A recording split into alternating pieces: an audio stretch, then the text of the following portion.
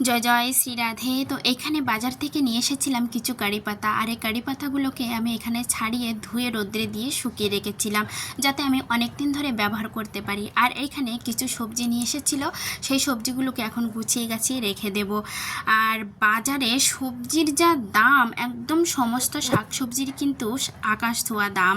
আর আমাদের রাধাকুণ্ডের বাজারে কিন্তু সব সবজিরই একটু সবসময় বেশি দাম থাকে, কিন্তু কিছু করার নেই, আমাদের তো এখান থেকেই বাজার করতে হবে, তাই না? আর এইখানে এই সমস্তগুলো করতে করতে আমি কিন্তু বসিয়ে দিয়েছিলাম মধ্যাহ্নের রান্না বান্না।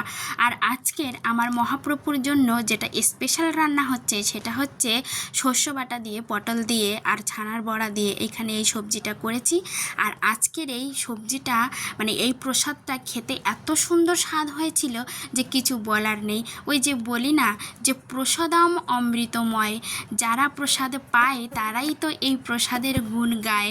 একমাত্র যারা প্রসাদ পায় তারাই বুঝতে পারে যে প্রসাদ কতটা অমৃতময়।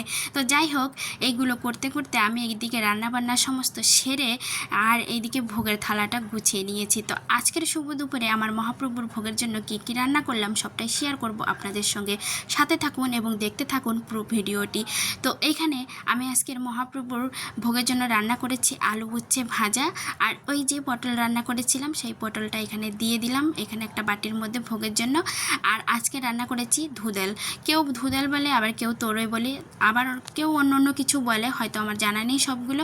আর এখানে আমি ভগবানের গ্লাসে দিয়ে দিলাম ভগবানের জন্য জল। তো জয় শ্রী রাধে।